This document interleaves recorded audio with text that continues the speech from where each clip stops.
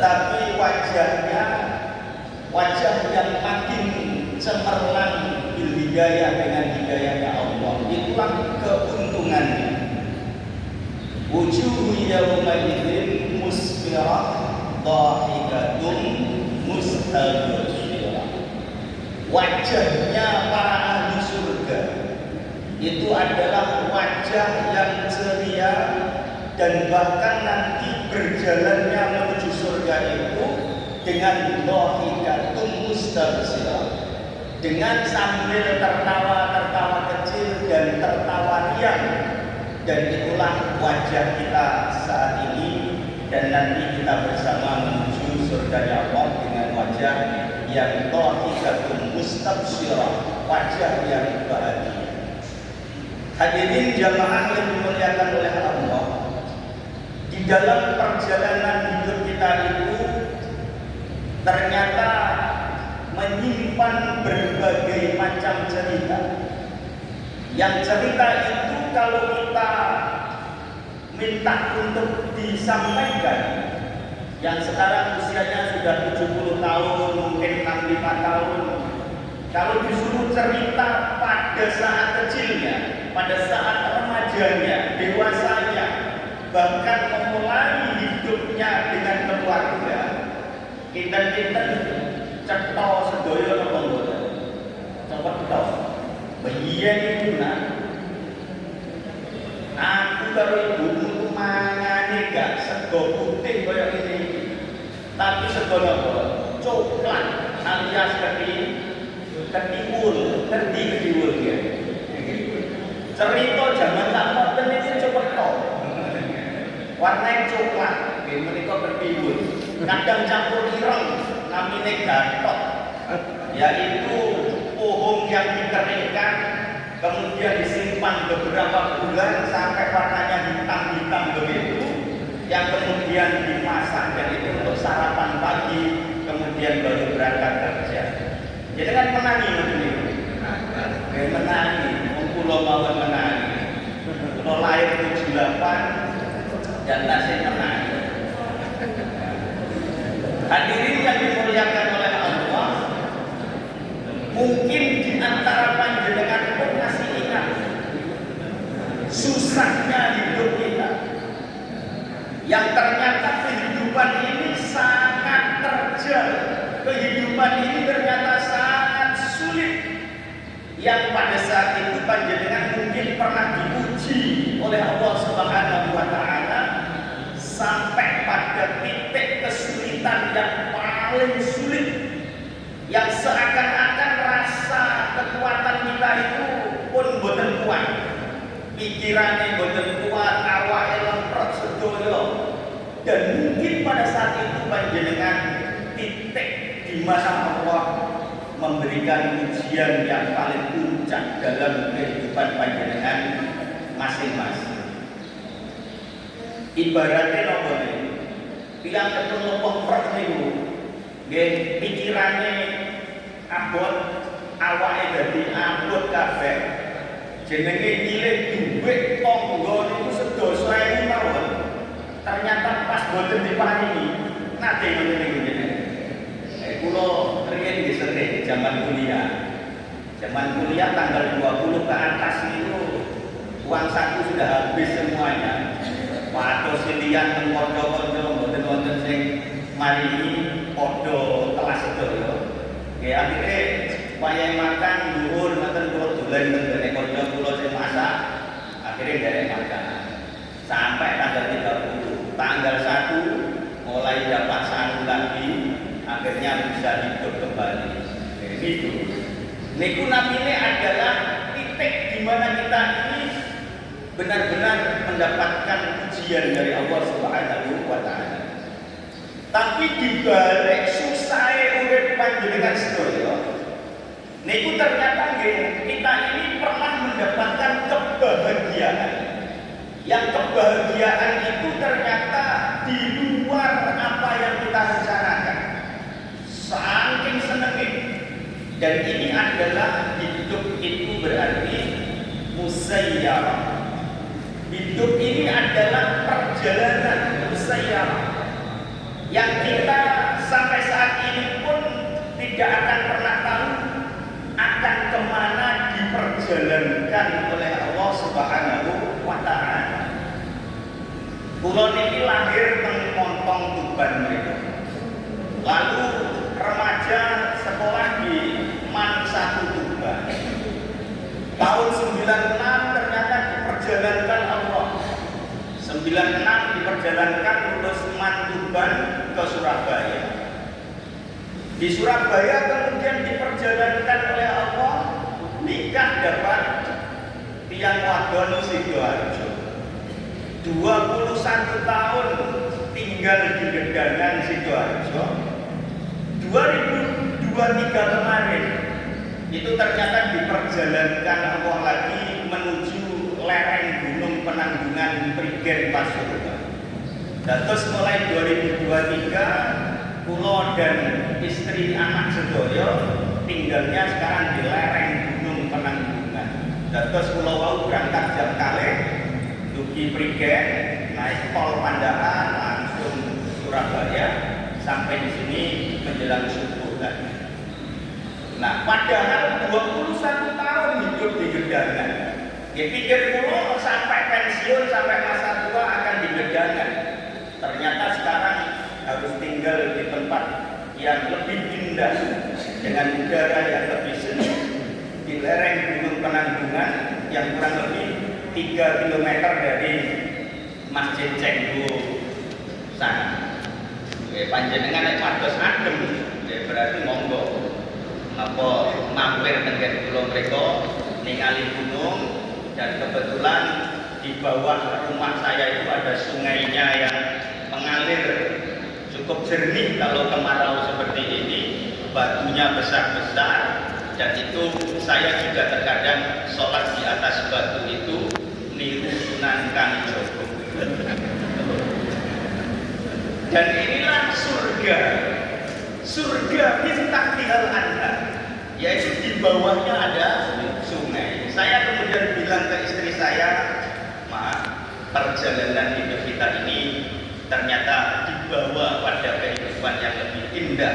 Kita dibiasakan untuk hidup di surganya Allah dalam ayat Al-Quran, minta tinggal Anda. Wah, itu lihat sungainya seperti kita nunggui santri-santri untuk menghafal Al-Quran, belajar agama Islam di pinggir sungai. Ya, mulai 2023 saya harus nunggui pesantren yang kita dirikan di Prigen, pesantren Nizamiyah. Hadirin jamaah yang dimuliakan oleh Allah, maka kita ini harus sadar bahwa hidup kita ini akan selalu ketemu ingkang naminipun event and accident. Event itu peristiwa. Kalau accident itu adalah kecelakaan. Jadi hidup kita ini akan selalu setiap waktu itu ketemu peristiwa. Kalau peristiwa ini lebih banyak kita manusia yang merencanakan. Kemudian Allah mengabulkan rencana hidup kita itu, berarti itu adalah event. So, gede aku tak tuku omah ning Babar. Ternyata keturutan itu berarti event, peristiwa. So, aku mantu, moga-moga iso mantu nang gedung mewah, sing paling mewah nang Babar. Ternyata keturutan itu namanya event. Sumben anak-anakku tak kuliah kok kabeh, ben S1 kabeh meskipun aku gak S1. Ternyata dituruti oleh Allah, itu namanya adalah event, peristiwa. Nah, tetapi di balik peristiwa itu ternyata kehidupan kita itu banyak juga berhadapan dengan eksiden, dengan kecelakaan. Yang kecelakaan ini ternyata seringkali menyakitkan hati kita. Yang kecelakaan ini tiba-tiba datangnya, tidak kita rencanakan, bahkan kita sering susah, sangat susah bahkan ketika kecelakaan ini hadir pada diri kita. Apapun jenis kecelakaan ini. bukan kecelakaan motor atau mobil di jalan saja. Kecelakaan ini awalnya dia seorang pebisnis yang sangat hebat. Ternyata kecelakaan kemudian bisnisnya jadi hancur dan bangkrut. Itu berarti kecelakaan hidup kita. Yang awalnya kita dapat tempat di masyarakat itu tempat yang terhormat, kemudian tiba-tiba menjadi orang yang tidak terhormat. Itu juga kecelakaan dalam hidup kita. Nah, kita akan selalu berhadapan antara event and accident. Oleh karena itu, aqaid kita, akidah kita itu berarti harus kita tanamkan bahwa semua perjalanan hidup kita itu adalah masyiatullah. Ada kehendaknya Allah Subhanahu wa ta'ala yang kita tidak bisa memaksakan kehendak kita sebagai manusia.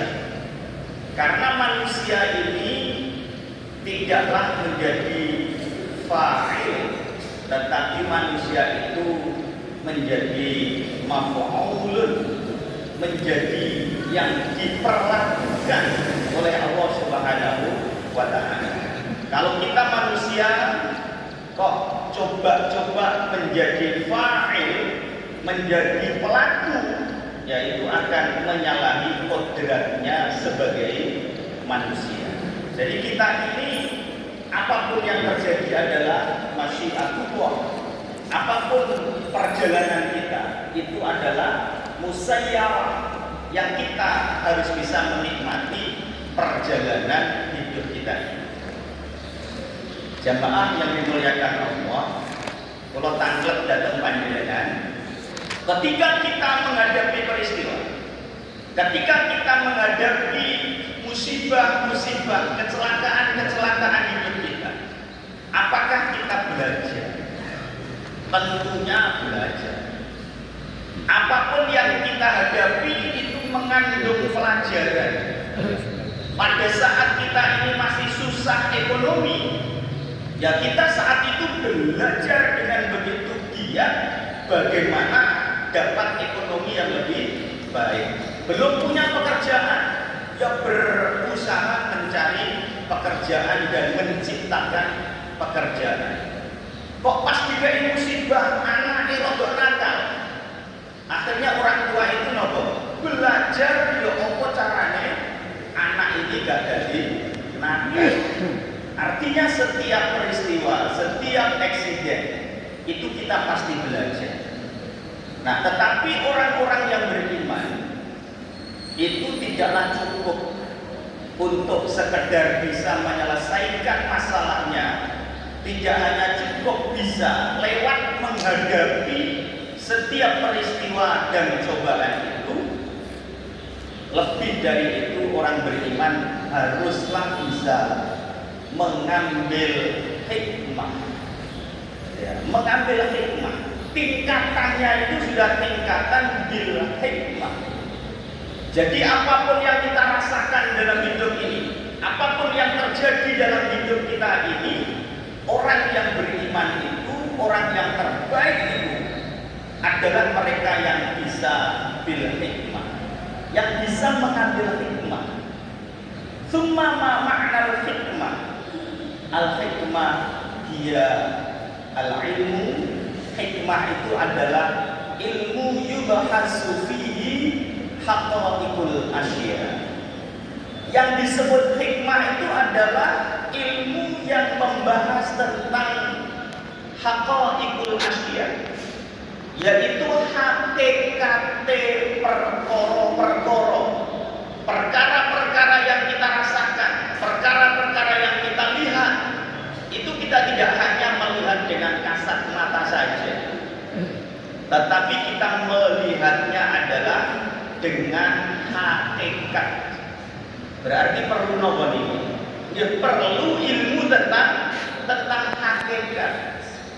Nah, sekarang ini hatinya manusia akhir min akhir zaman, pikirannya orang akhir min akhir zaman, niku kata sing boten sampai pada tingkat tingkatan haqaiqul asya. Mereka ini hidupnya itu tidak sampai bisa menemukan hakikat dari sesuatu itu. Ya, mereka ini jadi guru juga belum sampai menemukan hakikatnya guru itu apa. Jadi orang tua punya anak belum sampai pada tingkatan hakikatnya dari wong tua itu seperti apa. Menjadi seorang pedagang belum sampai pada tingkatan hakikatnya pedagang itu seperti apa. Oke, akhirnya uripe menungso akhir min akhir zaman ini nggih kata sing mentah. Ya napa iki? Mentah dereng mateng. Nek tiyang pun mateng, itu pasti dia ini sudah tingkatannya haqaiqul asya. Mendapatkan hakikat dari sesuatu yang hadir pada diri. Kalau bekerja, dia sampai mendapatkan nikmatnya bekerja, ladzzatul muamalah, merasakan lezatnya mereka beraktivitas itu. Kalau seorang guru, ya berarti mereka ini sampai mendapatkan jiwanya guru, yang bahasa Arabnya adalah ruhul ustaz, mendapatkan jiwanya guru dan menjiwai sebagai seorang guru. Nah, kalau jadi guru kemudian belum menjiwai sebagai seorang guru, ya belum mendapatkan haqaiqul asya, belum mendapatkan hakikat sesuatu. Kalau kita jadi orang tua, ya maka kita harus menjadi orang-orang yang menemukan ruhul walid, orang-orang yang menjadi jiwanya itu jiwa orang tua. Nah, hadirin jamaah yang dimuliakan oleh Allah, kalau kita melihat salafus saleh, melihat orang tua kita dulu, orang tua kita dulu itu kan arif, bijaksananya luar biasa. Kenapa kok sampai pada tingkatan itu? Karena mereka ini cara hidupnya itu yang dicari adalah hakikatnya. Mereka ini melakukan sesuatu itu yang dilihat adalah hakikatnya. Nah, orang-orang yang demikian itu disebut dengan orang-orang yang arif, orang-orang yang bijaksana. Ucapannya itu bijaksana, sikapnya bijaksana, penuh dengan kearifan. Nah, maka yang disebut dengan orang-orang arif ini adalah tingkatan di atasnya ulama. Orang-orang yang tingkatannya arif itu adalah tingkatan di atasnya ulama. Maka orang yang arif ini memiliki cara pandang yang tidak sama dengan kebanyakan orang yang hanya melihat dengan kasat mata. Hatinya berbeda. Qulubul arifina laha uyunun ma la yaradin nawi. Jadi orang-orang yang arif itu qulubun, hatinya. Itu mereka ini punya hati yang bisa memandang, punya mata pandang, uyunun ma la yaradin nawi, yang apa tidak bisa dilihat oleh orang kebanyakan atau orang yang hanya melihat dengan kasat mata saja. Itu tingkatannya orang arif. Kalau kita sudah sering melihat sesuatu itu dengan hati, tidak hanya dengan kasat mata kita saja, berarti kita sudah qulubul arifin laha uyunun ma la yarad linnati. Yang hatinya orang arif ini, dia melihat apa yang tidak bisa dilihat oleh kebanyakan orang dengan kasat mata saja. Kenapa? Karena mereka melihat haqaiqul asya, hakikat sesuatu. Jadi kalau kita melihat kemudian kita langsung menangkap, tidak dimasukkan di hati dulu, berarti panjenengan belum praktek orang yang arif. Orang yang arif itu kalau punya ilmu, dia itu tidak makin sombong, tetapi dia akan makin merunduk dengan ketawaduannya kepada Allah, karena makin sadar kalau ilmunya itu sedikit, yang punya ilmu banyak hanyalah Allah Subhanahu wa Ta'ala. Maka paribahasanya adalah seperti padi yang makin tua makin merunduk. Ya, oleh karena itu kalau saya khutbah Jumat, pengajian seperti ini, kok jamaahnya merunduk begini, itu husnudzon saya sedang belajar menjadi orang yang arif, orang yang bijaksana. Dilihat ternyata matanya terpejam, oh berarti sedang ngantuk, bukan belajar menjadi orang yang arif. Hadirin jamaah yang dimuliakan Allah, poin pentingnya itu adalah bagaimana kita ini bisa belajar untuk melihat sesuatu itu dengan hati. Kalau kita hanya melihat dengan mata, pasti tidak akan bisa menemukan haqaiqul asya. Panjenengan ketemu teman, yang teman ini kelihatannya usil saja. Panjenengan jangan melihat usilnya saja, tetapi lihatlah di balik keusilannya itu. Untuk mencari apa? Hakikatnya dia itu seperti apa? Jadi orang-orang yang sudah tingkatannya haqaiqul asya, mereka ini sudah tingkatan melihat hakikatnya, itu dia akan bisa menemukan kebaikan di balik keburukan yang dilihatnya. Ya, napa diulangi ya. Orang yang tingkatannya haqaiqul asya, itu dia selalu bisa melihat kebaikan di balik keburukan yang dia lihat dengan kasat mata itu. Kalau dalam dunia seni disebut dengan lukisan, alirannya namanya aliran abstrak. Panjenengan nanti ningali lukisan yang jenengan sendiri itu tidak bisa melihat maksudnya lukisan dia apa sih. Pokoknya coretan, ya nggak ada bentuknya ikan, nggak ada bentuknya gunung, tapi harganya ternyata paling mahal itu ya lukisan yang alirannya abstrak itu. Saya kalau keliling di Mall Surabaya kadang ada pameran, dan saya lihat harga yang paling mahal itu adalah malah lukisan yang saya tidak bisa melihat indahnya itu. Tapi ternyata ada seseorang yang ahli lukis, yang dia pecinta lukisan, ternyata dia bisa melihat keindahan di balik ruwetnya kanva yang di situ ada coretan-coretan. Dia akhirnya mau membeli dengan sangat mahal karena dia bisa melihat sesuatu di balik sesuatu itu. Yang bahasa Inggrisnya adalah selalu bisa melihat something behind, sesuatu di balik sesuatu. Nah, panjenengan ini kan sehari-hari pasti ketemu orang yang berbeda-beda karakter, yang mungkin karakternya menurut kita, kasat mata kita, menjengkelkan, menyakitkan hati kita.